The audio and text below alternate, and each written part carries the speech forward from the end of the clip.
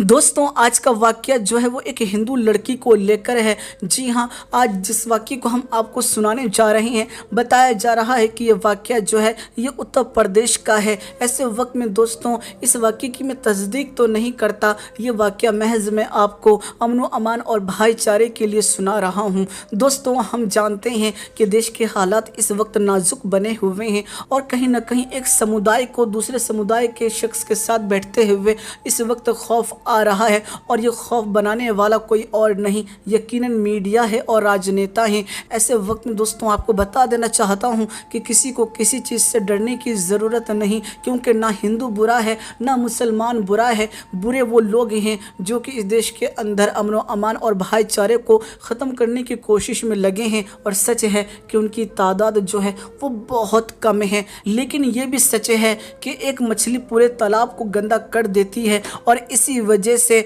चंद लोगों की वजह से पूरी की पूरी कम्युनिटी को टारगेट किया जाता है। ऐसे में दोस्तों जिस हिंदू लड़की के हवाले से मैं बात कर रहा हूँ, ये मुसलमानों से बेइंतहा नफरत किया करती थी। ऐसे वक्त में कहीं ना कहीं ये बहुत ही ज़्यादा मुसलमानों को बुरा जानती थी, सोचती थी कि मुसलमान जो हैं ऐसा करते हैं वैसा करते हैं और ये लड़कियों की इज्जत नहीं करते, उनकी इज्जत से खिलवाड़ करते हैं। दोस्तों इसके दिल के अंदर बड़ी नफरतें थी, लेकिन दोस्तों आपको बता दूं इसकी दिल की दुनिया तब बदल गई जिस वक्त ये ट्रेन में सफ़र करने के लिए पहुंची।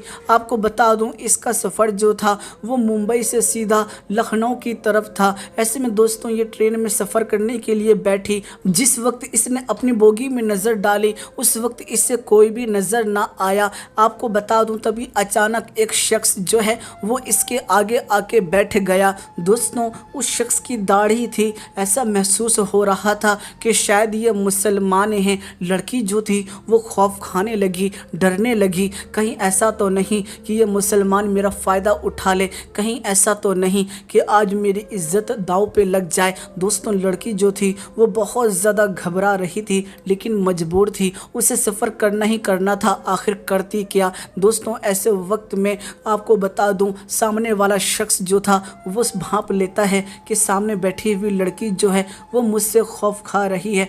ऐसे वक्त में वो उस लड़की का खौफ को कम करने के लिए कहता है कि बहन मैं लखनऊ जा रहा हूँ, क्या आप भी लखनऊ जा रहे हैं। दोस्तों ऐसे वक्त में वो लड़की जो थी वो थोड़ी घबरा रही थी, लेकिन उसने भी इशारे में कह दिया कि हाँ मैं भी लखनऊ जा रही हूँ। ऐसे वक्त में आपको बता दूँ उस शख्स ने फिर उस लड़की से उसका नाम पूछा। आपको बता दूँ वो हिंदू लड़की जो थी वो थोड़ा घबरा रही थी कि मैं इसे नाम बताऊँ या ना बताऊँ। ऐसे में उस लड़की ने इशारे में नाम बताने से इनकार कर दिया। आपको बता दूं ये जो शख्स था वो समझ चुका था कि लड़की डर रही है, खौफ खा रही है, इसीलिए फ़ौरन ही वो कहने लगा कि बहन मेरा नाम जो है वो राजेश है। दोस्तों राजेश नाम सुनते ही ये जो लड़की थी कहीं ना कहीं अब दिल ही दिल में बहुत ही ज़्यादा अपने आप को इत्मीनान महसूस कर रही थी, क्योंकि इसका डर जो था वो सिर्फ़ और सिर्फ मुसलमानों को लेकर था। दोस्तों रास्ते में फिर ये शख्स जो था वो बातें करने लगा उस लड़की से और कहने लगा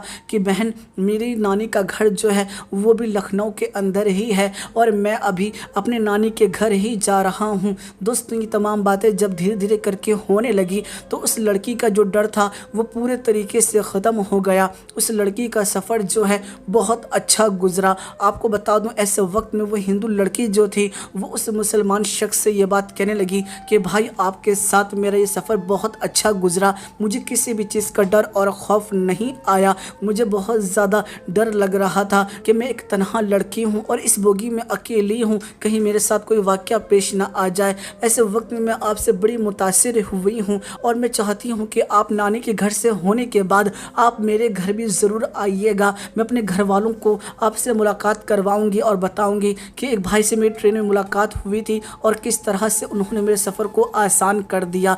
दोस्तों ऐसे वक्त में आपको बता दूं वो जो शख्स था वो कहने लगा कि तुम किस नानी के घर की बात करती हो, मेरी लखनऊ में कोई भी नानी नहीं रहती, मैं तो यहाँ किसी बिज़नेस के तहत आया था। ऐसे वक्त में वो लड़की जो थी वो हैरान और परेशान हो गई, कहने लगी तो फिर आपने ये बात क्यों कही थी कि आपके नानी के घर जो है वो लखनऊ के अंदर मौजूद है। इस बात से आप सभी को बता दूं कि वो लड़का जो था वो कहने लगा कि मुझे मालूम था कि आप जो हैं वो डर रही हैं, खौफ खा रही हैं और आपको महसूस हो रहा है कि मैं मुसलमान मुसलमान हूँ और मुझे मालूम था कि अगर आपको मुसलमानों से तकलीफ़ है और अगर आपको मुसलमानों से खौफ है तो ऐसे वक्त में मैंने फ़ौरन ही अपने नाम को तब्दील कर दिया और फ़ौरन ही मैंने अपना नाम जो है वो राजेश रख दिया ताकि आपका डर जो है वो ख़त्म हो सके। बहन आपकी जैसी ही मेरी एक बहन है और जैसे मैं उसकी इज़्ज़त करता हूँ वैसे मैंने आपकी इज़्ज़त की, सिर्फ आपका डर और खौफ ख़त्म करने के लिए, क्योंकि सफ़र काफ़ी बड़ा था, इसमें कहीं आपको परेशानी ना हो,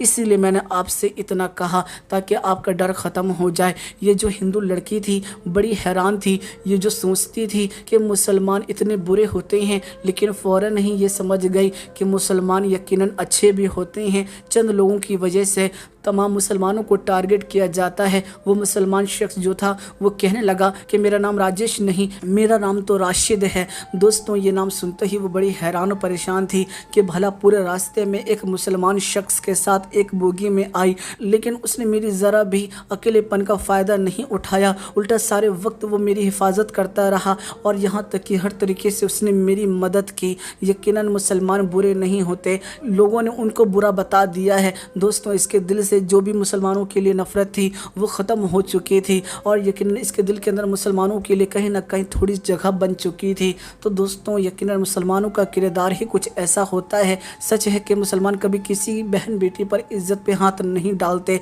आपने कभी ये केस सुना ही नहीं होगा कि फ़ला मुसलमान शख्स ने उसकी बेटी के साथ ऐसा कर दिया। दोस्तों यकीनन मुसलमानों में यकीनन हम जानते हैं कि ये तमाम चीज़ें हराम हैं और ज़िना यकीनन बहुत बड़ा गुनाह माना जाता है। ऐसे वक्त में दोस्तों नज़रिया जो लोगों का बदल चुका है इसे ठीक करने की ज़रूरत है और यकीनन अपने किरदार को ऐसा पेश कीजिए कि लोग आपकी तारीफ़ करें। जिस तरह से उस लड़की को लग रहा था कि सामने बैठने वाला शख्स नॉन मुस्लिम है, लेकिन असल में वो मुसलमान था और मुसलमान होते हुए उसने किस तरह से अपनी हिंदू बहन की हिफाजत की और किस तरह से उसके सफ़र को आसान किया। यकीनन ये बहुत खूबसूरत वाक़या था। आपको ये वाक़या कैसा लगा आप हमें ज़रूर कमेंट करके बताइएगा।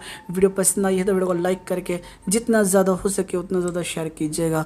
मैं फिर मुलाकात करूँगा आप लोगों से एक नई वीडियो में, जब तक के लिए इजाज़त चाहता हूँ। अल्लाह हाफ़िज़। फानूस बन के जिसके हिफाजत हवा करे वो शम्मा क्या बुझे जिसे रोशन खुदा करे, वो शम्मा क्या बुझे जिसे रोशन खुदा करे। फानूस बन के जिसकी हिफाजत हवा करे।